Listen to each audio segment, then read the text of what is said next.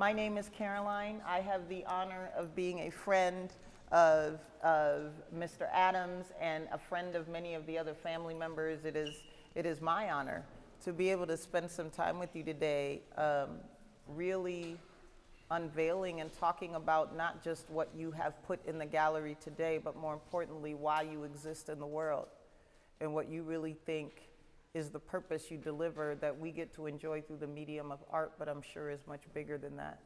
And I couldn't be more honored to be with you here, my brother. We met in Ghana in 2019, pre-pandemic. Yes. And look where we are post-pandemic, and it couldn't be more of my honor to spend this space with you and with Kyle as we talk about the role that he plays. So, welcome, brother. Thank you so much. Caroline, I need to tell you this first and foremost.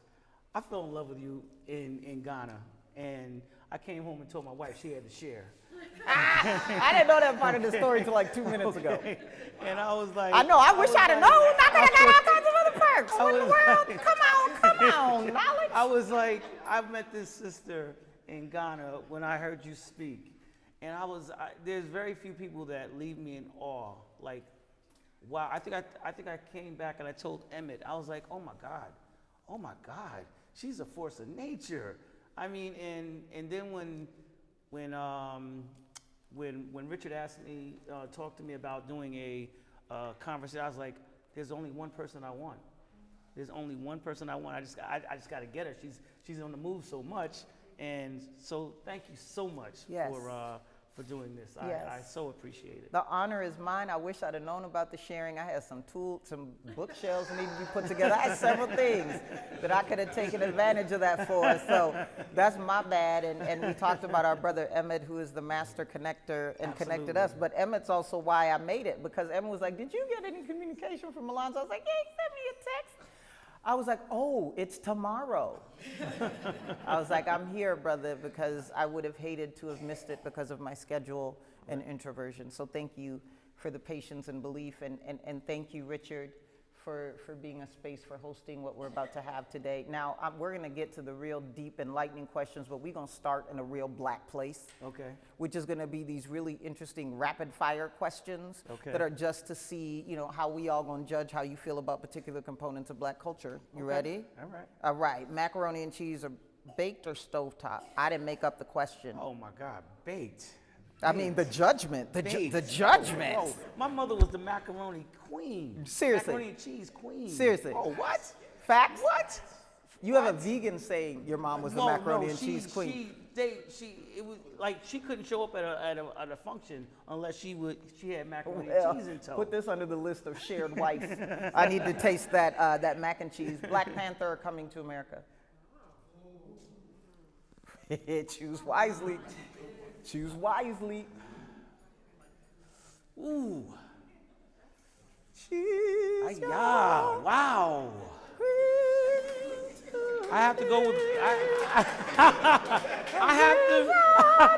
I have to go with Coming to America. Wow. Surprise. I just do. I love both of them. And T'Challa Mama right here. No, Wakanda, taking you out. Wakanda forever. Trust me. Taking you out. But Coming to America, there's so many like little sayings that I have that I got from Coming to America. So many lines, so many takes. I'm sorry.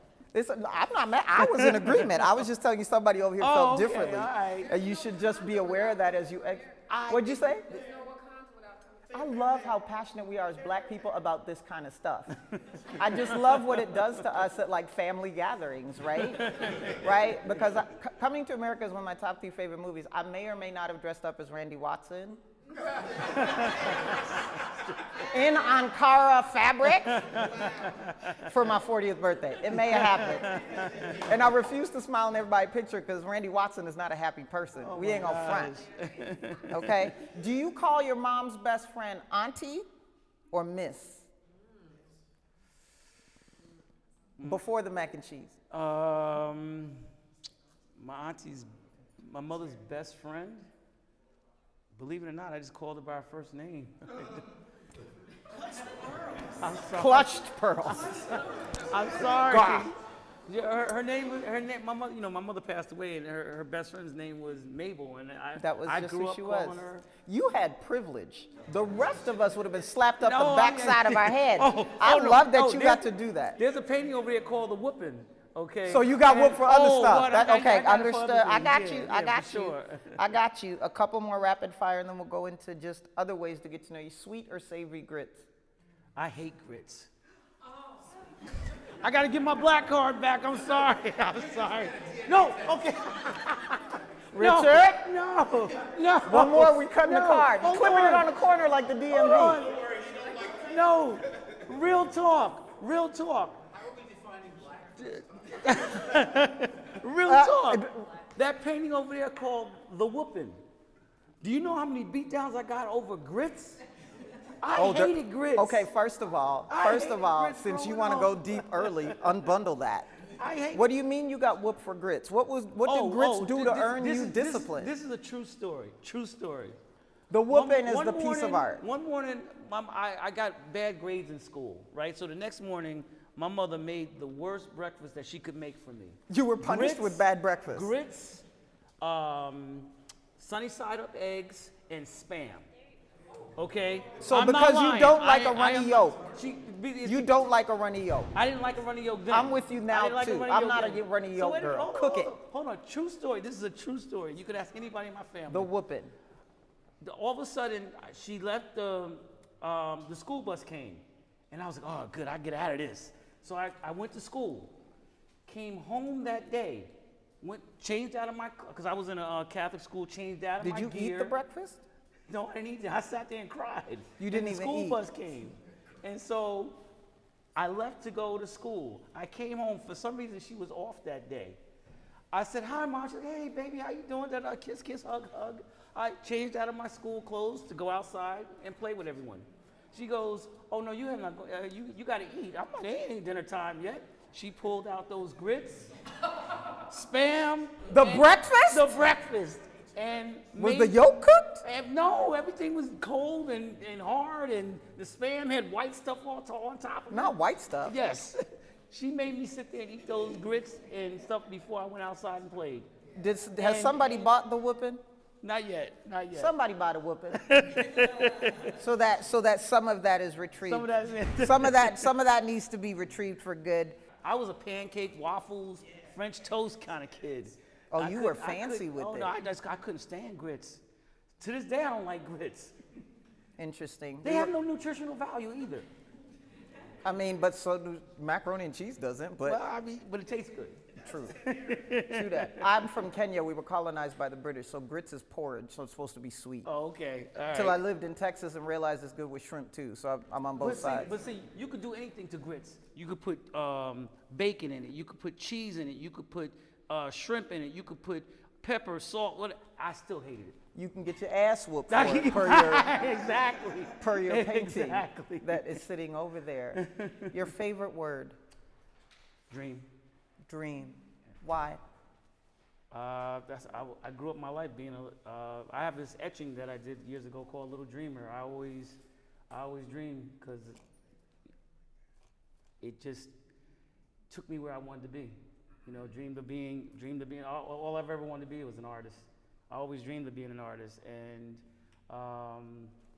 my favorite song is Zoom. And in the first line, I may be just a foolish dreamer, but I don't care because I know my life. You know. Let's go back to the foolish dreamer. Let's go back to the Alonzo who dares to dream. Let's go back to the Alonzo before he got his butt whooped for grits. Let's go back and talk about how this journey of becoming an artist started. You want to know the truth? I would prefer not to be lied to. I was born with all kinds of complications. I was born without a bone in my nose, so they had to do multiple surgeries. Took a piece of my rib and put it in my nose. Had a couple accidents along the way. That's why it's still not perfect. I was born with severely crossed eyes and double vision. I had buck teeth, so I was kind of like spent a lot of time by myself. And being alone, I just kind of melted into the art, into art. And that's why, believe it or not, one word, my favorite word is dream, and the worst word I could ever hear is ugly. Because I got so used to being called that when I was a kid. Children are brutal. Cruel. So, but that's I spent a lot of time alone, and that's where the art thing came from. A lot of the things that I do well in life, that I've done well, were things that you could do by yourself, because I spent a lot of time by myself because I'm an only child. And my mother raised me by herself, and she spent 12 years of my life working 2 jobs to put me through school. So the television was my best friend, and the construction paper, white construction paper, was my other best friend. That's really how I, plus, I wasn't the cutest, I wasn't the fastest, I wasn't the smartest. So I had to figure out another way to try to get to the girls. So, hey, could I draw you? Oh, that's a dope line, though. Oh, yeah. Emmett could tell you, I leaned on that line. That's a really dope line, because then you'd be like, you can't. I leaned on that line many a day, back in the day, I was sketching. Talk to me about when you first met art. What is your earliest memory of meeting art? Coloring in coloring books. Wanting to stay in, I like blending colors too.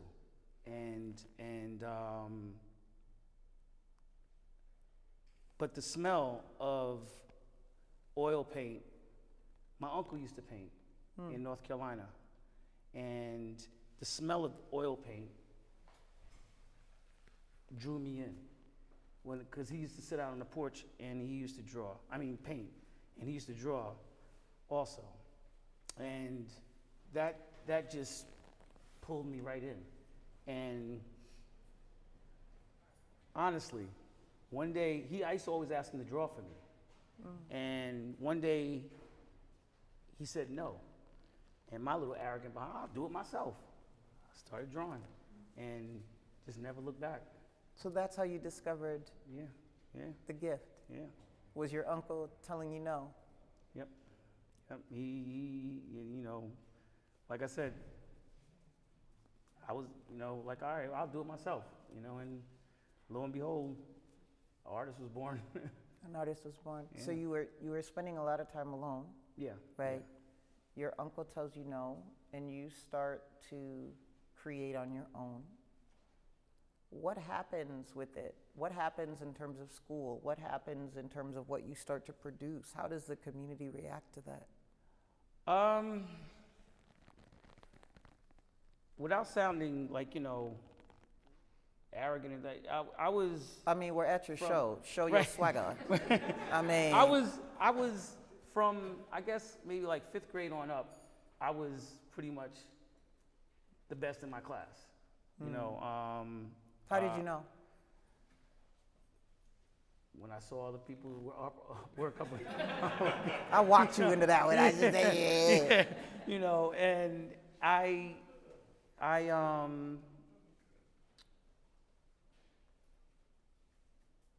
always wanted to be better.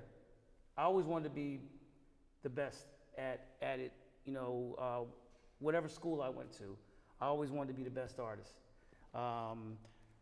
Just like every other artist, I started out drawing comic books and superheroes and then all my allowance went to art supplies. Every dime I got went to art supplies, and nothing inspired me more than white construction paper. Why is that? Because of all the things that I could do with it, all the drawings I could put on it, drawing pads. There was a guy named Walter Foster, and he used to have art books, and I would buy as many as I could. How to draw this, how to draw that, da-da-da. I don't know if you remember back in Ebony or different magazines they had where you could send sorry, in. you said. I mean Essence magazine. I'm That's sorry. okay. Yeah. Where you could win money if you send in a drawing and I did that so many times, never won. But true story. My father wasn't in my life. My mother used to bring me over to see him over here in New York, and because he kind of bolted when I was 6 months old, and so she would bring me over here to visit him, and she would give him money. She never spoke badly about my father, but she would give him money to buy me stuff to make me feel like that he was buying it. Mm-hmm. So I was in maybe 9th grade. He calls me up. He says, "Hey, I want you to come over. I'm gonna get you whatever you want." My mother's like, "What? You must hit the lottery or something like that, right?" So I got on a bus in Plainfield, came over, to New York, met him at Port Authority. He took me shopping, got everything I wanted. Got on, we went out to dinner, got on the bus, went back home. Get home, walk in the house. My mother looks at me with a bag, right? And she goes, "What'd you get?" I said, "We went to this art store. I got all the construction paper I wanted. I got drawing pads. Abundance. I got all art supplies." She looked at me and smacked me right. She's like, "I can't believe your dumb ass went up there. The first time your father gonna treat you, and you go and get drawing paper and pencils and stuff like that." I was like, he told me I can get what I wanted. That's what you She wanted. didn't speak to me for days. Did not speak to me for days. I love your mother. Something hit me when you said that your favorite thing was white construction paper. There's something really symbiotic about a black man seeing how white can construct paper. Right? This fascination with all that was possible because it was white construction paper. And even in the world we exist in today, the way that the black community thrives, but yet understands that white constructs paper in a way that doesn't always give value to us. So I just wanted to give that back to you, that struck me. I don't know why. And the fact that you went to go get it in abundance strikes me too. But I'm proud of you for going to get all your pencils and paper and that you were excited about it. I think she stayed mad at me for years, but I think she it's didn't cool speak now. For 2 days. Yeah. We made our peace before she left. I figured. So 5th grade, you start to realize you're better than everybody else. Yeah. What happens after that? High school, How many girls did you get with the "I cannot draw you" line? We won't Was talk. it? My son's was you right killing here. it? My son's right. How many aunties existed before? Make no mistake about it. It worked. It worked. Touche. It worked. But no, I got to high school, and it wasn't popular to be. I came out of all white high school. I was the freshman year. I was the only black kid in my whole school, and this was North Carolina. This was still North Carolina. No. I grew up in Jersey. Here, okay, yeah, Jersey. Yeah, grew up in Jersey. A lot of my family is from North Carolina. That's right. Went to 2 years of school down there, kindergarten and 4th grade. But I went to St. Joe's, and like I said, my mother worked 2 jobs to put me in the best schools that she could.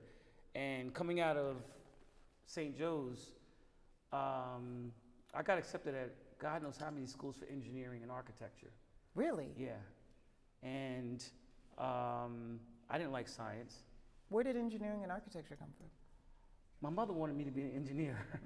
In drawing, with architecture, I tried to put, and I like math. So I graduated from high school, got accepted at NJIT, Syracuse, Rensselaer, RPI, Rensselaer Polytechnic Institute, a couple of really good schools for, engineering. Got to Rutgers, first semester, I took calculus. Calculus is the reason I'm an artist right now. Calculus is a beast. Calculus is the reason I'm an artist right now. Calculus is a lot of the reason why the rest of us aren't mathematicians. I failed every exam, every quiz, but I was taking an art class at the same time. I love And- that. Calculus ain't algebra, and it's Oh my there to God, tell you it what? ain't algebra. And what's the value in calculus? I don't know. I still don't know. I have nothing to help you. all of a sudden, I don't know. I had a painting class, a drawing class, illustration class, and my professor was like, "You're good at this. You need to really look into it." He came. I went home and I had a conversation with my mother, and I said, "Ma, I've decided to change my major," and she goes, "Oh, well, you're gonna go pre-med? You're gonna go law? This and that?" You gotta remember, 1979. There, you didn't see the only black art you saw was JJ on Good Times, and he never got out of the ghetto. You know, Fair. so my mother had a fit when I told her Fair. I wanted to change my major, and she was really not happy. Yeah. But he, like, you know how coaches go to homes to try to recruit players? My art professor came to my house in Plainfield and spoke to my mother. He said, he's good. He's really good. How dope is that kind of advocacy? Like, imagine how many more people would pursue what they're good at if somebody would come home and help them. Right. Just Absolutely. how dope is that? Exactly. And to this day, I owe him so much. His name was Paul Bruner. And he introduced me to a guy named Charles Lilly. Charles Lilly he was an illustrator. Just to show me that black art, there were artists making it out there, you know. And then I fell upon Charles White's work. Let's And talk about that. That was he died in 1979, and I graduated high school in 79, so I felt like his death was my birth. Let's because you can't just say that like that. We need to unpack that. What was it about Charles White's work that connected to you? And then his death being your birth, who was born? This was born. Alonzo was born. I felt like literally like he was passing the baton, and he didn't even know it, that he was passing it to me. And I saw his work on the back walls of Like It Is. There was a show. For generational reasons, Yeah. help people understand what Like It Is. Yeah. Just to give somebody, there might be one or two people Yeah, in here that are unaware Gil of what that Noble may used to be do other this than a show phrase. called Like It Is, and his work was on the back walls of that. And then all of a sudden, I'm like, whoa, and I, that was my first time seeing his work. And then all of a sudden, I saw his work on, another magazine. Used to have his work on the cover a lot, sorry. and Doesn't matter. They had, so I was like, who is this guy? And all of a sudden, I took all the information, and I was like, that's what I want to do. That is what I want to do. I want to be an artist. And the reason I'm a fine artist instead of an illustrator is because of, in illustration, you have to let your works be seen by an art director. And the art director says, go back and change this, go back and change that, do this. Then I ain't doing all that. You need the bureaucracy. I'm done. Exactly. I know what I do. When I'm finished, I'm done. Okay? When That's I'm finished, I'm done. That is the T-shirt for 2023. When I'm finished, I'm done. Right. And that was real. And came out of Rutgers and worked in corporate America. How you end up in corporate America? Because I don't know corporate America to be in fine art. I needed a job. Fair enough. I needed a job. And how did you decide? They chose me, How believe it so? or not. I met, no, I'm sorry. One of my friends' father pulled some strings, got me to work for a subsidiary of AT&T called Avalon Research. I went in there as a project manager. And if you knew me, like some people out here know me, project managers are organized. I'm not. So hustle hard. You was just, you was making sure you had the paper to play with paper. Exactly. So I go there and I moved out of my apartment to help my mother buy a house. We bought the house. I bought a car because I'm making money. Yeah. I'm making money now, right? And 6 months later, the car, I mean, the company folded. Oh, I had no. I thought you said the car folded. You No, said no. the company folded. I had no job. I had a car. I had helping my mortgage? mother with the mortgage, this and that. So I started working for a company called Tops as a salesperson, and I helped the lady out. And she said to me, one day in life, I'm going to return the favor, because I saved her a lot of money. Next thing you know, 6 months later, the first newspaper article ever written on me out of the Home News in New Jersey came on the stands, and in it, I mentioned the Cosby Show, and I mentioned that it's because of the Cosby Show that people are buying, putting black art on their walls. Next thing you know, the next day, this lady took the article and showed it to him. He calls me on the phone, buys a piece over the phone, sight unseen. I take it to him. He says, I think you have the potential to be one of the best in the world one day. What do you want to do? I'm like, what do you mean what I want to do? He says, you want to go to school? I said, I have a BFA already. He says, well, I want you to go back and learn oils, because I was painting in watercolors then. And he said, you pick out whatever school you want to go to in the world, and I'll pay for it. Put me through grad school. That part of your story, along with the other part of your story, whether or not any individual considers himself talented enough to be an artist, what your story demonstrates is we all have an opportunity to help somebody become one. Right, yeah. So what is your, are you existing, agnostic of valuing the art, are you existing looking for opportunities to be the connector that could help an artist get to whatever's next? And your story includes these people who chose to go outside of what might obviously been okay and put themselves on your mother's couch to advocate for how good you were, in the place to tell you to go back and get your master's and I'll pay for it. Like, I think what is so inspirational about that beyond your own journey is the opportunity each of us have to constantly be looking for where we have an opportunity to be a connector. Yes. Regardless of if we are an artist. And that is a privilege every human has. Yeah, you're absolutely right. Absolutely right. Absolutely right. And imagine where the world would be if more people just activated being a connector. You know something, one of the last words that he said to me, I will always remember. He said, as you push forward, pull from behind. He always said that to me, and I've always,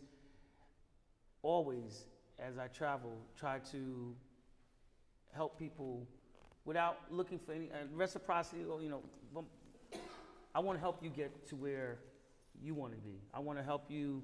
I've helped so many young artists in their careers, start. Some of them have pole vaulted over me, There's artists that called me up for advice and anything I can give, I give from the heart, because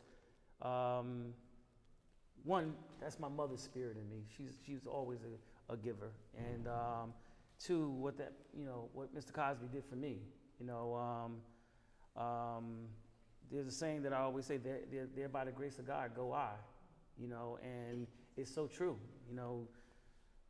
I've been able to make a living off my artwork, and don't get me wrong, there's been dark days. I mean, I want us to talk about there's people that are here that know. I'm like, was I meant to do this? Yeah. And by the grace of God, every time in my life, between Mr. Cosby, Dr. Maya Angelou, some of the ball players, some of the people that are in my life now, that every time I think, okay, this dream that I have is not, there's been somebody to take my hand and say, let's go this way. So I try now to take somebody else's hand and say, let's go this way. Do you mind if we go to some of those moments of darkness? If at any point in time you can pass, if it's too much. Yeah, no. I mean, I remember sitting. Here's the question I want to ask you as a part of going down there. I know I have an inner saboteur. She's evil. She is cutthroat. Her language is so deadly because she knows me better than anybody else, and she tends to start talking to me when something really good is about to happen. and she's really, like, she knows what artery to cut to take me out. I know her name, I know her mannerisms, but I fight with her regularly. And in those darkest places is usually where she's winning. What does darkness look like for you? What is the personality of darkness for you? How do you operate in there? And then how do you get out of it when it happens? That's deep. Her name is Nimro, if you were wondering. Yeah. Okay, I haven't given him a name. I just, because I don't like to see him.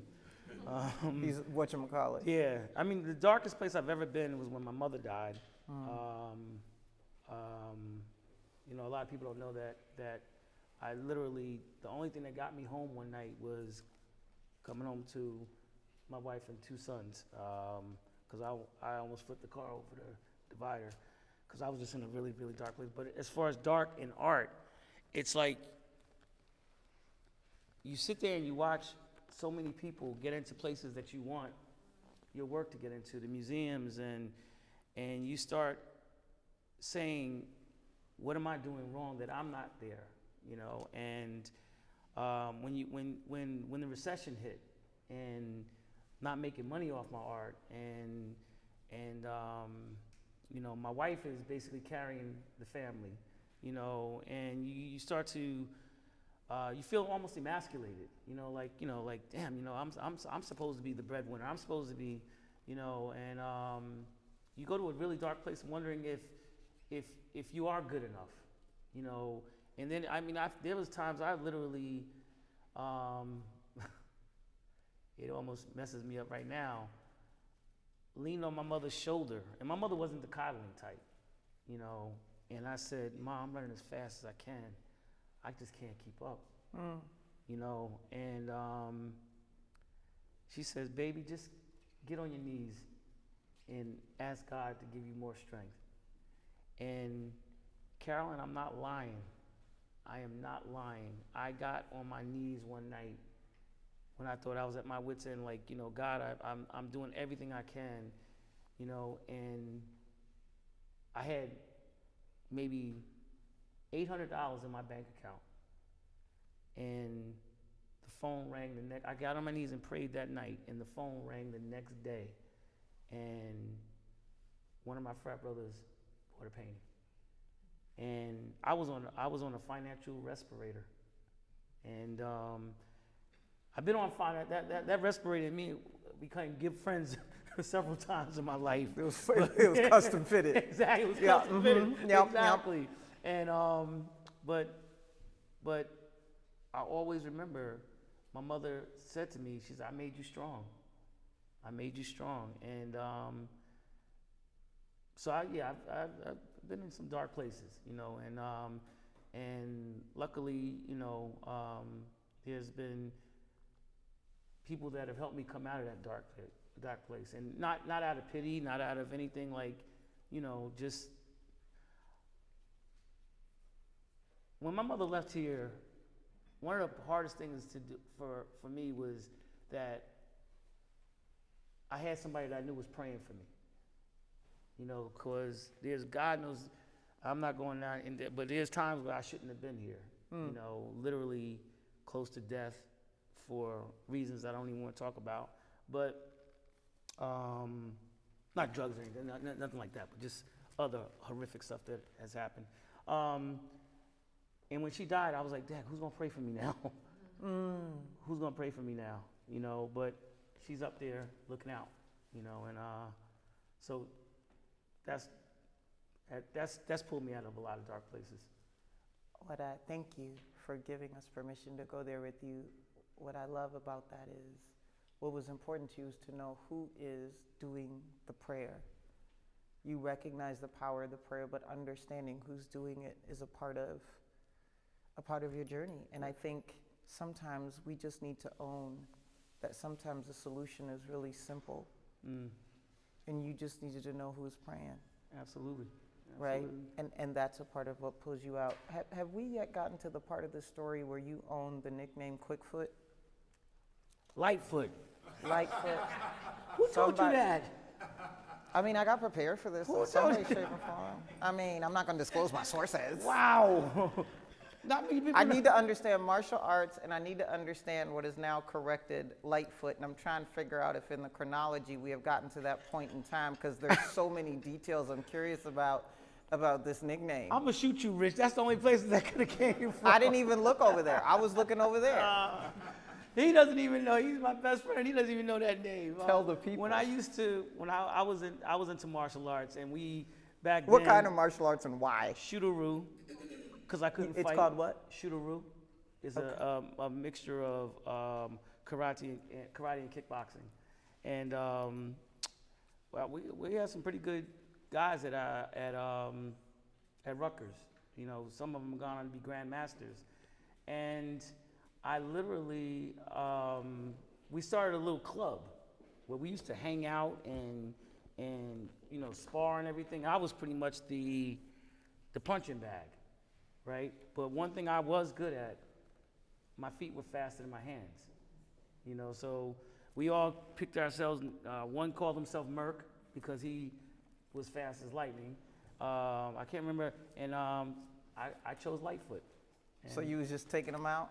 No, I wasn't. I was blocking with my feet from them taking me out. Is there any evidence of this documentation? No, of there isn't. Lightfoot? No? There isn't. There's no videos. There's nothing. There's no. I'm gonna videos. ask some people to go There's around the Rutgers archives and find. They had another nickname for me at Rutgers called Dunk. But no, I'm kidding. I want to know about Dunk. No, Okay. I was. Be quiet, Emmett. I know the snitches. I I'll was find able to them. dunk a basketball. I dunked a basketball one time in my life. You said one time in your one life. time. you dunked a All the basketball. stars came together one time in my life. So Rainbows came from the sky. Fairies were flying. That's I was forced to bet basketball under duress, so I'm fine not talking about basketball because them girls in the paint thought I could play, and I'm not interested in talking to them anymore. Right. So let's talk about Rutgers, and then you come out of Rutgers. You've had this corporate career. You sell your first piece of art. Where does Alonzo just make the decision to do this full time, and how does that bring us to today's exhibit? I never dreamed of doing anything ever other than this. And when I got out of grad school, literally it was like I was like the Cosby Kid, you know. I was hot as a firecracker, you know, and moved back to Plainfield. Had an apartment, had a studio right downstairs from the apartment, and started doing shows. You know, Andre Harrell, God rest his soul. Did the first show for me in New York, and that kind of put me on the stage. Generations, if you don't know who Andre Harrell is, Google it. He's a big deal. Yeah, he's definitely a big deal. I owe so much to him. He literally put me on the map, and haven't looked back. And I met Rich maybe like 20 years ago. I think he was working at MTV. Was it MTV? Yeah. MTV bought a print from me, and we stayed connected. And when he opened his gallery in Brooklyn, was carrying my work. And then, you know, when I saw him open this gallery, I was like, you know something, I gotta let people know about this brother. He's gotta be here. Okay, we have to make his presence known. Will you say here. everything about him so people who may be watching this on video know who you mean by Richard and who he is and what the name of this gallery is? Richard Beavers Gallery on 14 Wooster Street in SoHo, New York. And Get here. It's a beautiful space. And when I read about it and saw it, and I came over, and I was like, we need to do something, okay? Because every year I do a pop-up gallery, basically, around this time of year, and you know, go rent a space for a few days, and I said, you know something, I want to do something here in SoHo. People don't understand. SoHo, at one time, it may still be, was like the Mecca for galleries and art and everything. I drew so much inspiration from coming to SoHo to to get inspired. I mean, I drew so much inspiration coming over here to this gallery, but the galleries weren't inclusive. Galleries Don't say it. They Use weren't. the real. No, they didn't take black people. I hate it when we say inclusive and we mean black people. Right. They didn't. They really didn't. I mean, back then galleries were like straight up like, you know, your work is great, but your people don't buy art. Cool. I mean, they weren't being racist. They were being real. You know, Can you because say that again? They said what? Just say it again. Your people don't buy art. Your people. Your people. My people. Our people. Don't buy art. They didn't. But think about it. Back in the day, on every wall, in every home, was that picture of John F. Kennedy, Robert F. Kennedy, and Martin Luther Probably King. one more Kennedy, and then Martin Luther King. Martin Luther King on one wall, and then Jesus Christ on the other wall. There was no. That is such a heavy picture. We gotta bundle that in another time. You know, but all of a sudden, like I said, the Cosby Show changed a lot of that. I mean, you started seeing work on the walls, and people started buying artwork and collecting artwork, and so when I came over, that's what got me here. I came over to Rich, and I was as excited about showing here as he was excited about having me here. That's beautiful when we equally enjoy it.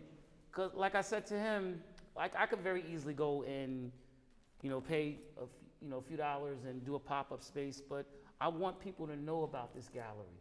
I want people to walk by and see our work in this gallery. Yesterday, he hasn't told anybody, but a young brother walks by and sees the art show. He didn't know the show was going on.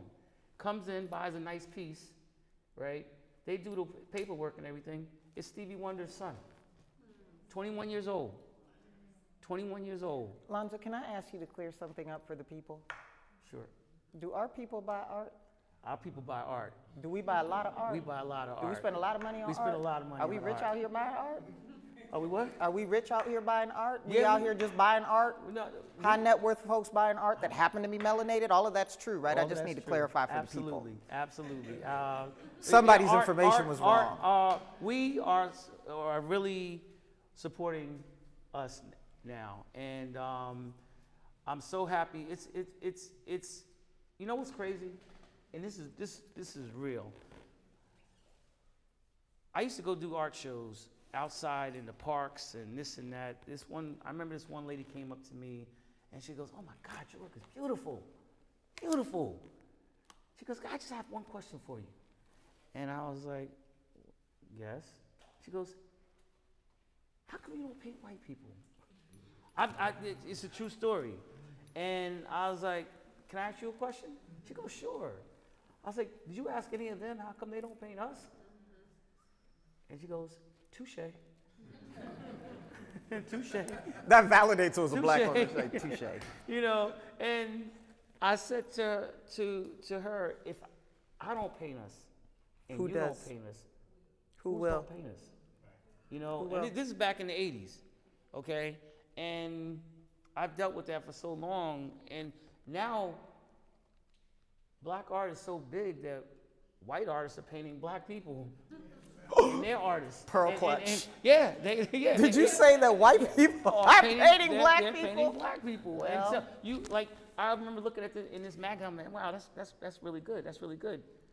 Is that a petty that's really good, or just like, did the white people paint the black people well, or? No, they were good? They were Okay, painting I was well. just checking. And I looked, and it was a white artist, you know. But I you know, so like when I go to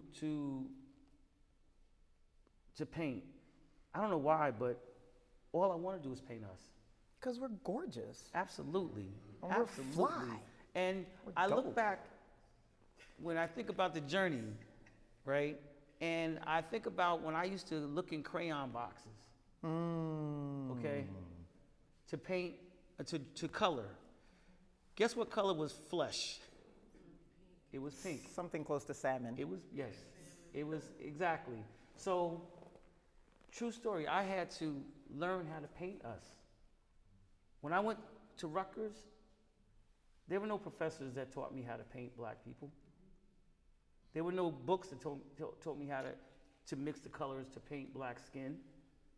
I had to teach myself. most of my, every school that I went to was predominantly for abstractionists. So I have the degrees from Rutgers, I have degrees from Masters, University of Pennsylvania, but God gave me this. You know, I taught myself how to paint because there was nobody there to teach me how to paint figuratively. Because unregulated white constructs paper. Paper. So let's talk about shadows with shadows. Shadows within shadows. Let's talk about that if you were walking down Wooster, you would see a sign that says Alonzo Adams and Kyle Olani, am I pronouncing that right? Carl Olani Adams, Shadows Within Shadows. What is this? Shadows Within Shadows came from whenever I see artists' works, whenever Kyle shows me his work, whenever I look, I said there's shadows within shadows. Like if you look at that shadow on the wall, most time people will just see that one little shadow underneath the frame. There's shadow as it gets dark, as it gets closer underneath, as it gets further underneath the frame, it gets darker. As it gets out there, it gets lighter. There's shadows within shadows, and there's shadows within shadows of basically it's like things are deeper than they look.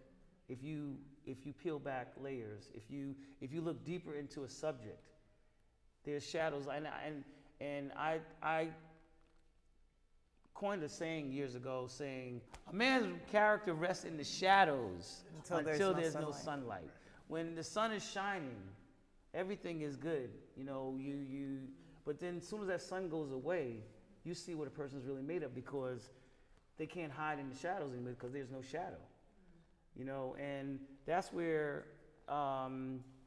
when I was putting together pieces for this show, when like, you know, the different athletes and stuff like that I know, I was thinking about them. Everyone sees them dunking a basketball or running a football across a goal line, but they don't know the work that went into. They don't know the backstory of preparing for it, and that's in the shadow. They're doing all that stuff in the shadows, and that's where the real character of the person rests. It's in the shadows, you know, and so that's where, you know. I love that because what it created for me is you shared that story, and I read Shadows Within Shadows as I came in, and I listened to you talk about shadows. I think shadows are something that society has just allowed to be defined as negative or bad or you know, dark or whatever. What I love is I walked into this gallery and I felt the joy that comes in the discovering of shadows within shadows. I found what you get to discover that is, yes, part of it might be what people don't see when the sun is out, but it doesn't necessarily mean that because the sun ain't out, what you're gonna find is bad. Right. Right? It's depth, it's texture, it's humanity, it's identity, it's personality, there's more in the shadow, right? Because the sun is usually focused on one thing. There's so much fun and discovery and joy in the shadows, even if you find something you don't like. That's the gift too, right? You get to decide what you want to do with it. And I walked into this gallery and felt the joy of shadows within shadows, the discovery of shadows within shadows. And I love that that is the experience that people are going to have. And then you had the nerve to come in here with your son, who is also a brilliant, wonderful artist, and do this with him. What does that mean, and what do you want people to know about Olani? I am so proud of my, I can't call him my mini-me because my other son's my mini-me, but he has the apple didn't fall far from the tree, but there's a saying that you plant a seed, and you may not be here to see that seed grow and rest under it in the shadows of the tree, but you know that tree is going to grow. Everyone knows that my dreams are to make it to the major museums and stuff like that. I may not get there, right? But if he keeps evolving and developing, there's no way that he's not going to get there because he's going to be a force to be reckoned with. He's already, you know, showing phenomenal skills with charcoal and pencil, and he said he's giving me a few more years to get a little lead before he picks up a paintbrush.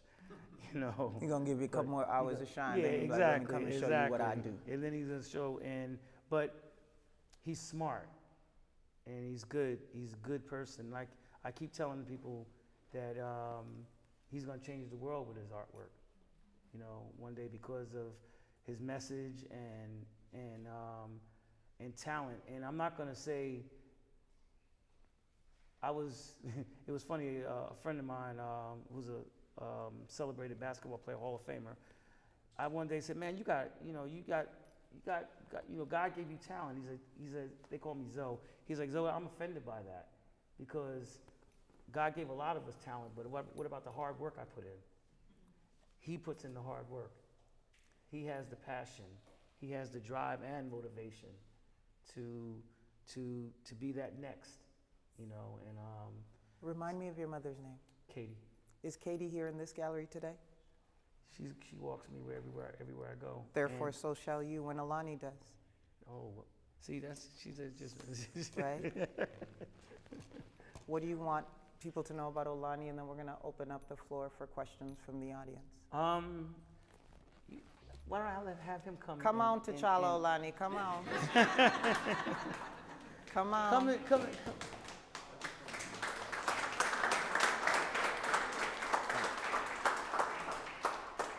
Touch your auntie's hand, because you ain't going to call me by my first name. You're gonna just... That's about me, not you. That's my ego. Olani, how do you feel about today and being here?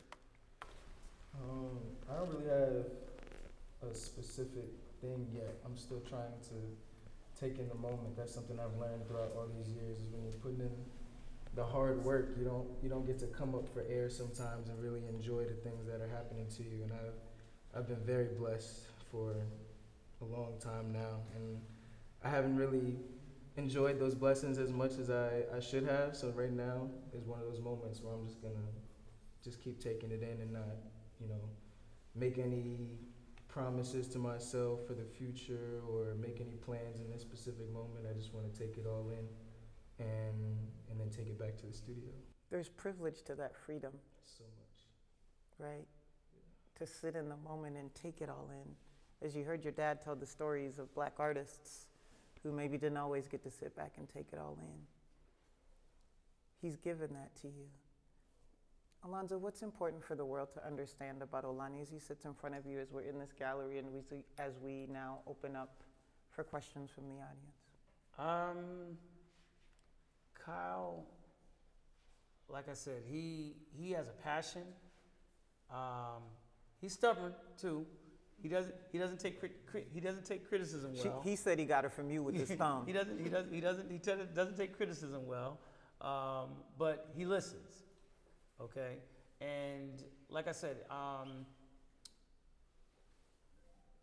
and he's smart and passionate, and that's what people need to know about him. That I keep telling people, collecting his work right now is like getting Apple at the what's it called, the IPO. It's like that first iPod. So, but like having a conversation with one of my fraternity brothers, I don't want him to catapult up there too quickly, because then he might get comfortable. I want him to grind, and work hard and not settle into mediocrity. Keep wanting to be the best. Keep striving to be like whenever I used to go to shows, I wanted people to almost fear that I'm going to be there in the show, because they know they had to come correct. So I want him to have that same kind of passion and drive and maintain it. And a lot of times when you get success quickly, you get comfortable. It's like a lot of these ball players signing these big contracts. As soon as they get signed, they get lazy. But I don't worry about that with him. He's gonna be all right. Olani, anything you want to share before we open up for questions? I'm just grateful. It's a lot to take in because a lot of the people that I'm around, especially at school, they have to work at jobs that they don't like. They have to, find other ways of income to support their just getting to that next level where they're still in school for the stuff that they're doing. I get to go to school for something I love to do. I get to study knowing that I don't have to, pay any bills or help my family out, and that's just, it's a blessing to be able to create freely like that and just dream without knowing that you're gonna fall down at the end of the day, and that it totally changes the perspective of how I approach my work in the art space, in the media space, and cultivating communities. Because if I didn't have that freedom that he's provided me, I wouldn't be able to do half the things that I've done by now. You hear that, Alonzo? I'll get your butt up. Your daddy says take your butt right back over there, Olani.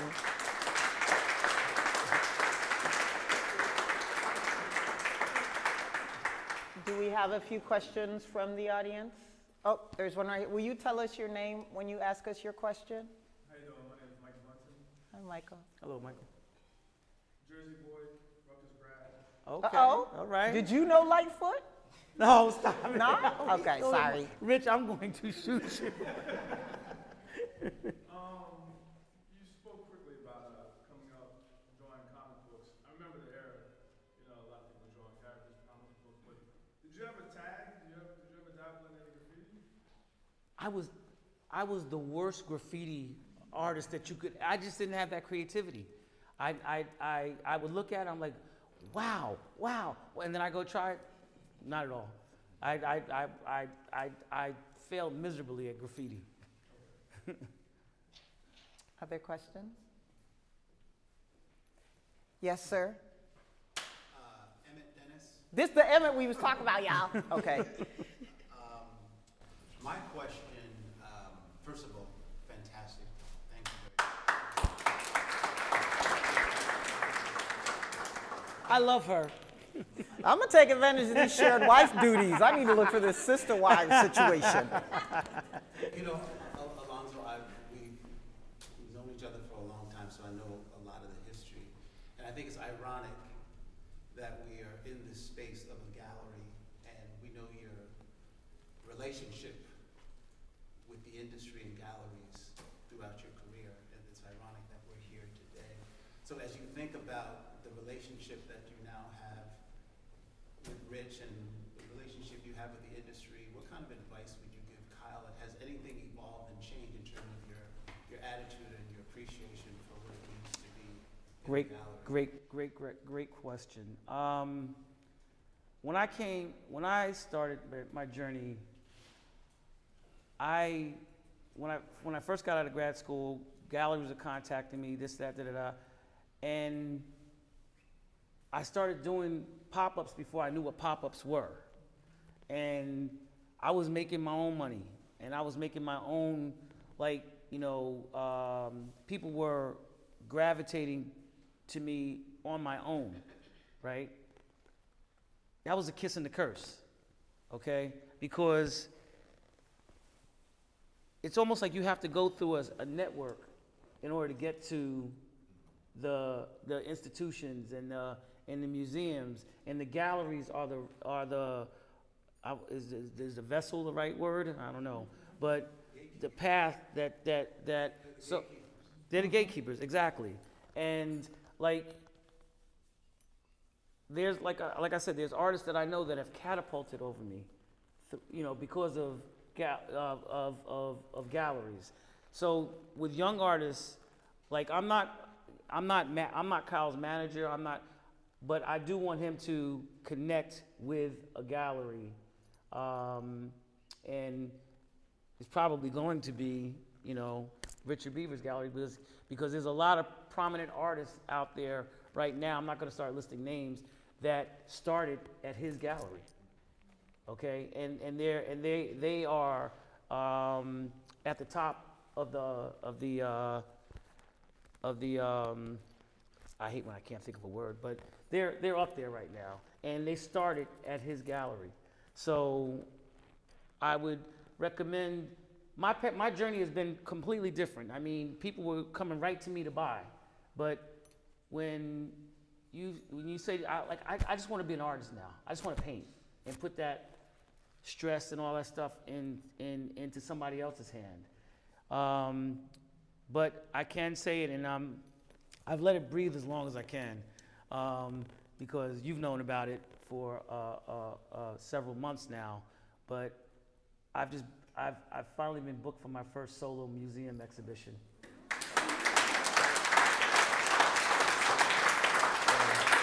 Where? When? How? The Zimmerli Museum at Rutgers University. Home of Lightfoot. Home. There, I'm being blessed with a solo exhibition in 24. So,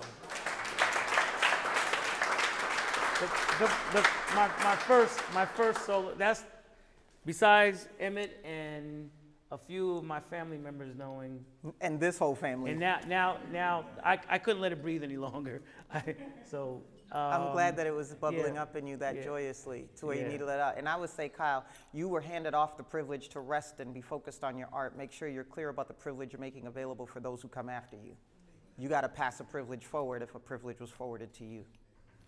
And I was talking to Mecca earlier today and told her role is to be disruptive and change the game in the game that is no longer satisfying her. That means you need to build something. One last question. Right back there. Hey, Alonzo, Chide, Ohio, also from Jersey. Congratulations, first off. Thank you. On all your work. Thank you. I came late, so forgive me if this is a repeat of a question, but what do you want the institutional legacy of your work to be? No, that was not a question. Good question. Just got to show the records. Your son's here. This is beautiful. I'm just wondering, like, how do you want the institution to communicate your legacy?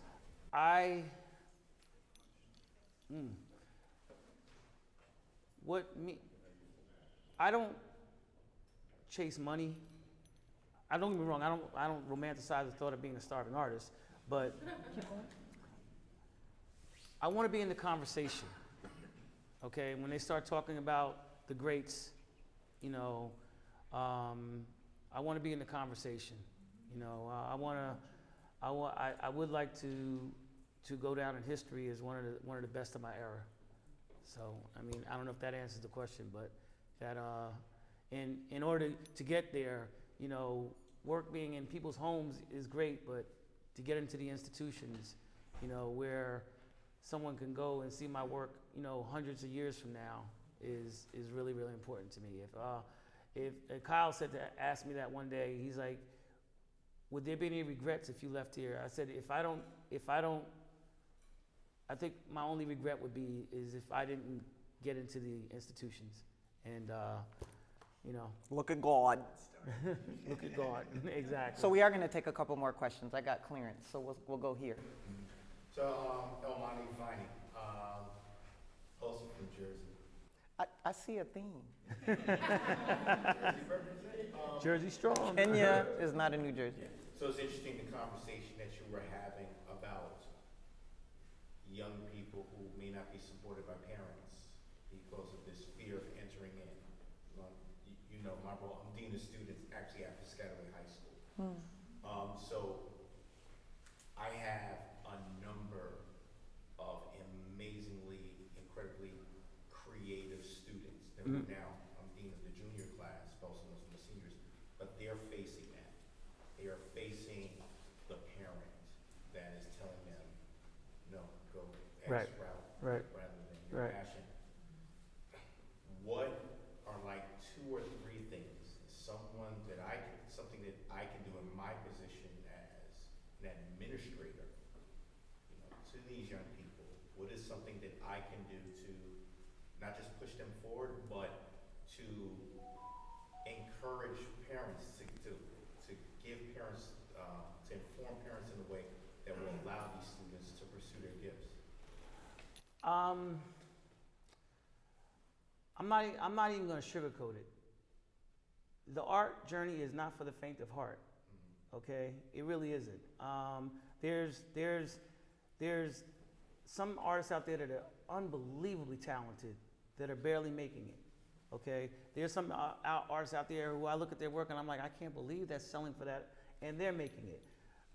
Have a plan B, okay? But as far as the parents, if Kyle came home one day and said, I don't want to do it, I'm going to be 100% behind him, unless he said he wanted to go out there and be a male exotic dancer or some crazy, you know what I'm saying? I'm gonna Call your be, auntie. We'll talk about it. Don't worry. I'm gonna be behind him and be supportive. Don't do it, Kyle. of his dreams and everything. But I'm gonna have that real conversation with him, and I'm gonna take him to see people that can say, hey, does he have something? Right. And is it something that we should nurture? But I'm never gonna rain on somebody's dreams. I'm always gonna push them, but at some point you have to be a realist. And like Herschel Walker running for Senate. You know what I'm saying? Pearl clutch once again. I mean that he's not qualified. But I'm not gonna go down that road. But so one, be encouraging, but also be smart about letting them talk to people that have more knowledge than you about the field that they want to go into. Yeah. So we've got a question here, and then Mecca, did you have your hand up? No? Okay, and then we'll go to you next, sis. So we'll go here, and then we're coming to you. Eric Pryor, we know each other for years. Everybody else don't know you, though. Okay, Eric Pryor, Papa, Pennsylvania Academy of Fine Arts. Mine is really not a question, but I just wanted to just share, and we are going to be taught more, but when we look at how you advance into institutions, there is another pathway. And that is one that your collectors will have to choose to take. And the reason I say this, I'm the CEO of Pennsylvania Academy of Fine Arts. Yeah, he's very humble, but this brother used to be the president of Harlem School of Fine Arts, and now he's he's Big deal. He's a big deal. So I say this, one of the things that's very important for me running an institution like I run is to have board members that support our vision. So right. When I look at PAFA being the first museum and art school in the country, founded in 1805, when our illustrious alumnus Henry Ossawa Tanner. Henry O. Tanner, yes, sir. And so if you're in Philly, you gotta go see Tanner's work. But when you look at what happens, who comes onto the board, who supports? So one of the things we're looking to do, what I want to do is make certain that we have one of the most dope American, and we got from the beginning of 1805 American art, which is mostly white, male dominated, but as you look at a collection being reflective of America, means you gotta have women artists, BIPOC artists, and if you don't have those artists, you're not reflecting our nation. But in order to do that, a big piece of what makes that happen are board members.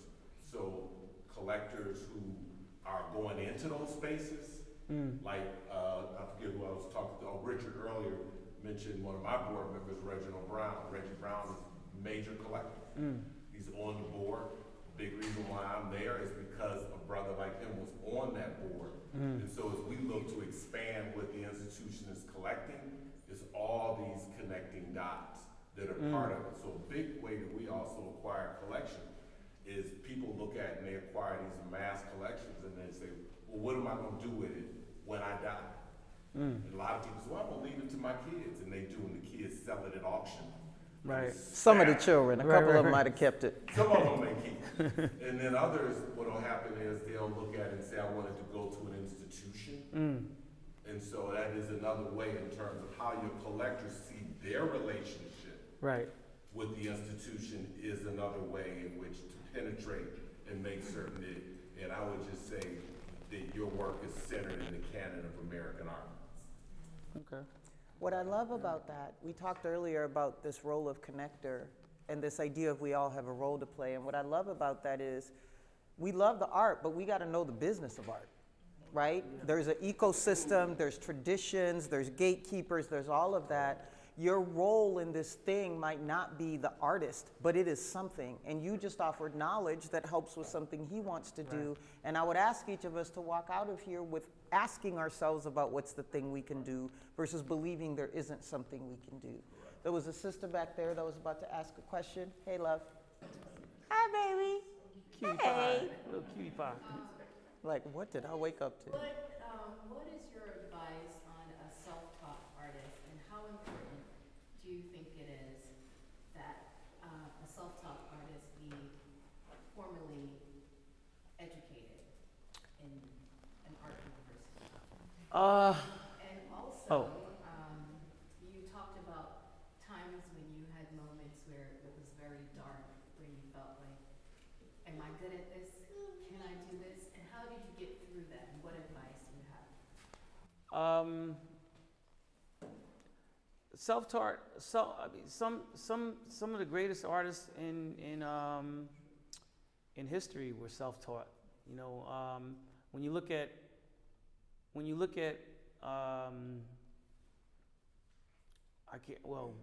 Tanner wasn't self-taught. He was a student of Thomas Aiken's. But yeah, like Horace Pippin and a lot of artists were self-taught. And when you go to institutions or schools, or they try to change you, you know, and you have to have a lot of resiliency to hold on to what you believe, you know, to be what you want the world to see and how you want.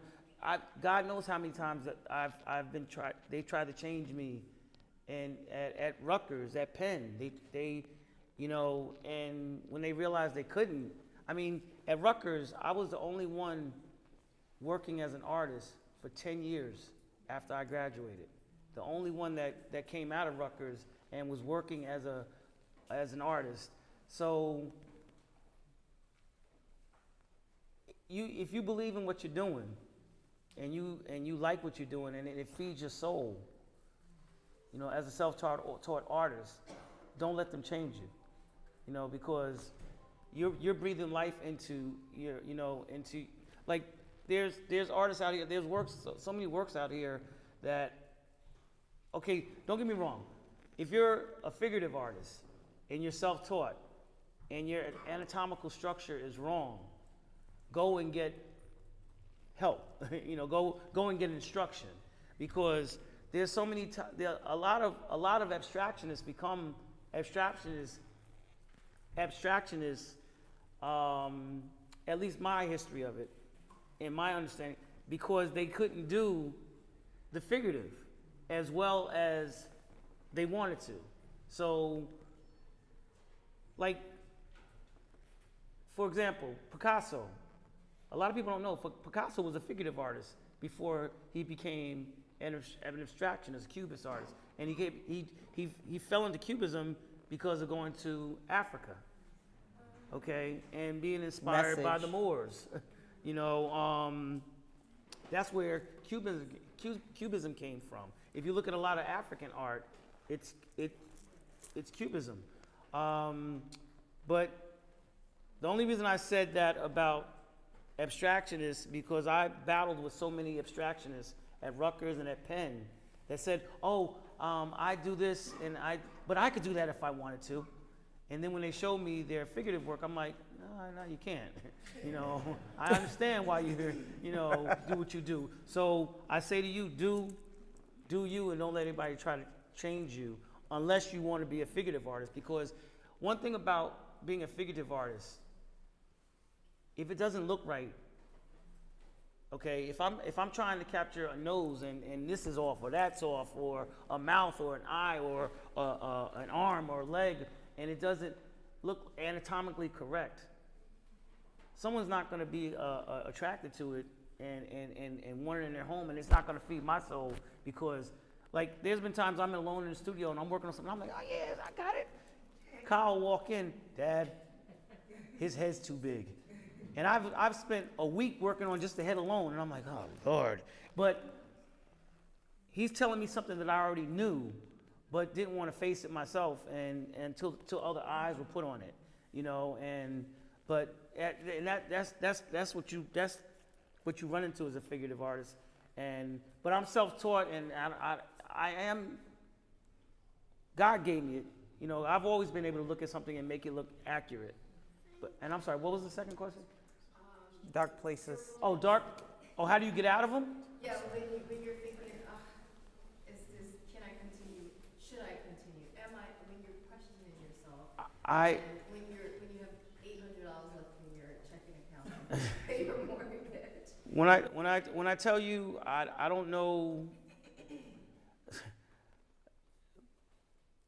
God brings you out of those dark places, and friends, and I was raised on tough love.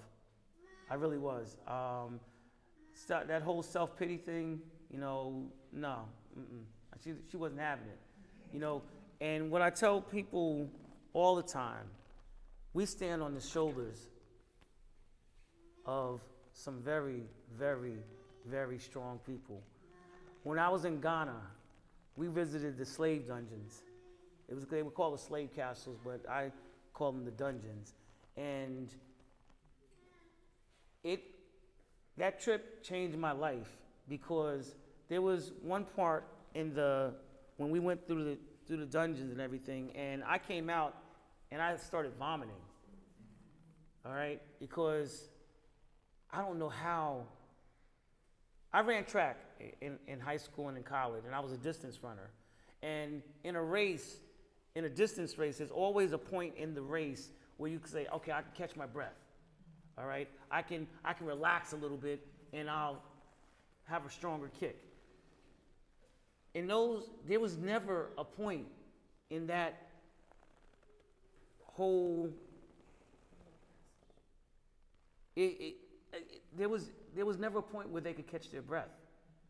And from the time that they were captured, and from the time that they were put in the dungeons, from the time they were taken on the little boats to go out to the big boats, to the big ships.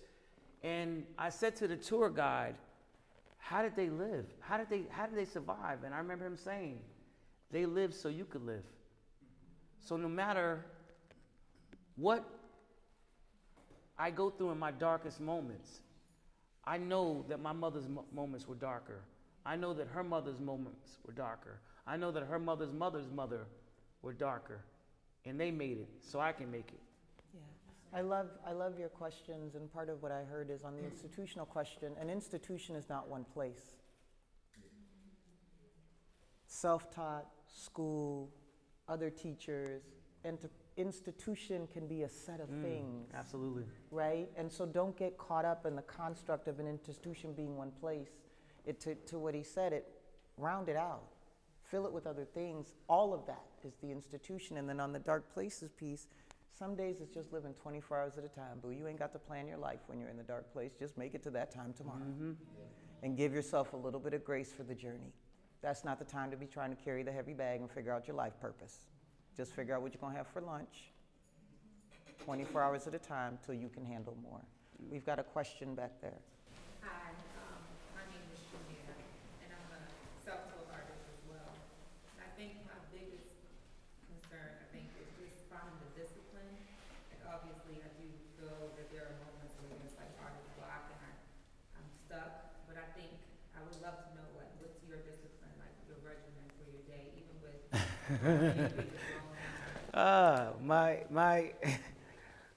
I'm undisciplined. I am the most undisciplined person that you could ever want to meet. Or disciplined differently? Emmett and I were roommates for a few years, and if you ever watched, you're probably too young to know The Odd Couple. There was Felix and there was Oscar. He was Felix, I was Oscar.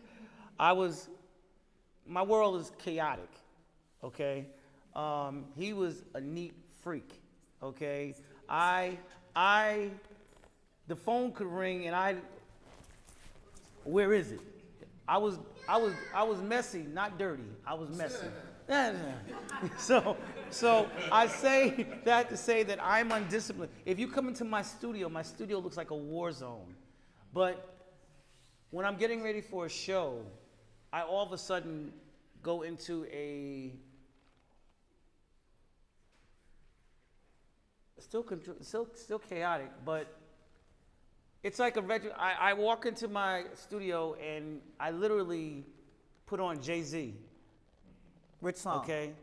What do you I start just with? say play Jay-Z and it'll shuffle my. Okay, you but, don't have like a starting Jay-Z No, song. but one of my favorites that he did is Ain't No Love in the Heart of the City, but I listen to him because I start my night out by listening to rap, and by the end of the day, I've smoothed out to, Donny Hathaway or Stevie Wonder or, Earth, Wind and Fire, but I don't have a regimen. When I feel like painting, I jump in there, and sometimes I might paint for 12 hours straight. Sometimes I might go out there for 4 hours. But when I need to decompress, I get in my car and I drive. I drive, and or I play golf. I used to play golf until I got injured, but I'm the wrong person to ask about a regimen or a discipline because I'm controlled chaos. I really am. I disagree with that for one reason only. I think part of what we have to continue to let go of is that there's one definition for how something exists. There are people who are built in a certain way that have a regimen that looks a certain way, and there are people who are built in another one. My advice would be build the regimen that works for you. Communicate it to others who may not understand it and give them a choice, but do what works for you. Because the more you try to make your regimen be whatever your definition is of a regimen, the time you're taking away from your gift. Let the regimen be the regimen. If it helps you get your gift forward, fine. If others are impacted, communicate ahead of time. Then they participated willingly, right? Don't get caught up in whether or not it's the right or wrong one. It's right or wrong based on whether or not it works for you. And that's it. And you have one that works for you. Right. It's a regimen. It's just not the same regimen Emmett has. No. So we've got 2 more questions here, and then I think we're going to have to wrap it up. I know. See, this is why people come up with the questions. Okay. So I'm going to take you, and then Olani, I'm going to take you, and then we're going to try to close out because I think somebody has to go home. I don't know who. Hi, Lisa Warren. I'm not a creative soul at all, but I love the creative arts, all of it. And I'm just, inspired by your work. I own 2 of your pieces. Oh, thank you. One was a wedding present 31 years ago. Wow. My sister-in-law, Renee Warren, bought. Get out of here. Yes. I remember when she came out to the studio and wow. So, for a show like this, your inspiration, how do you choose, I'm looking at the faces, I'm so taken by this woman. Yeah, that's one of my, this is one of those pieces, if I never sell it, I don't care, I love it. I haven't had a chance to go around, but I keep looking at her face. And when you talked about Shadows within shadows. Right, but you could look at her face and just see how deep, what her eyes have seen, what those wrinkles mean, what those lips have spoken, and it's so deep. But how do you, as an artist, decide what you're going to paint? Well, I don't mean to cut you off. That's okay. I've been labeled as a visual griot, and I guess I can embrace it now that I'm 60 years old. I can embrace a griot is a storyteller, the wise person in the tribe. Is that right? I'm with you. And so I love to tell stories of my work. I love to and this painting back here is called These Eyes Have Seen. And I always say to people that my work is an autobiography of my life. And some people say to me, I wish you still did pieces like you did, lay your heavy burdens down and tag along and da. And there's so much that I have to, like, I always ask God, and I thank God every day that I wake up, because Emmett said something to me probably about a year ago. We're arrogant enough to think that tomorrow's promised. It's not. You know, so if you wake me up in the morning, I think I could, and let me put one foot in front of the other, I think I could take care of the rest. So I still have so much to say. And I just pray that God gives me the stamina to say it, because there's so many stories that I still want to tell.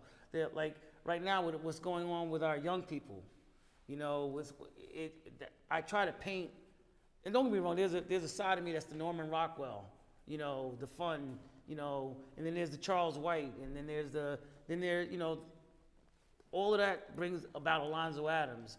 And I try to do paintings that will speak volumes years from now. Like, I talk about Jay-Z, and he's my favorite artist, because he said something that really resonated with me one time when he was being interviewed. He said, if I was still talking about, you know, selling drugs and stuff like that, and doing this and that, that means I haven't grown. I haven't evolved, you know. And so I try to keep evolving with each piece that I do.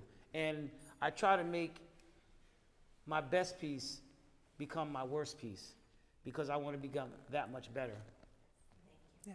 We'll take one last question from Olani, but feel free to ask your questions of the artist even after we close the talk, so that if there's more you want to check.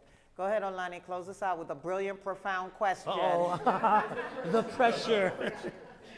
This is more of like a connectivity observation thing, and you guys can pretty much take it wherever you want. But this whole weekend, for me, I've just been observing from start to finish, just seeing the people that come on Friday and people come on Saturday, and ending it with this talk. Is the common theme is Richard Beavers owns this black-owned art gallery in the heart of SoHo, which is a predominantly white-dominated area, and then he brings in you, somebody who's always cultivated these, you know, positive narratives of African Americans from, you know, since 30 years ago, and then you have this queen here who's the head of a media empire, and media is the most powerful entity in the world when it comes to, you know, controlling and connecting our narratives.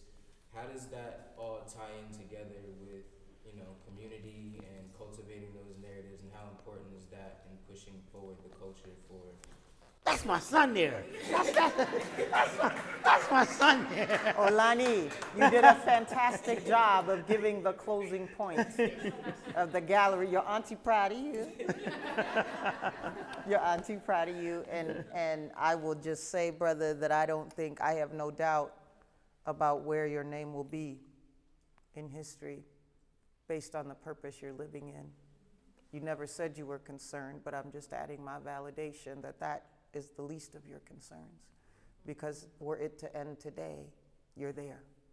And we are proud to lay witness to that and celebrate you tonight. And I hope that tonight you just let us celebrate you a little bit and take some of that in, because we're grateful for the way that at that point that you first met art, you never let it go, because we are different because of you. Thank you.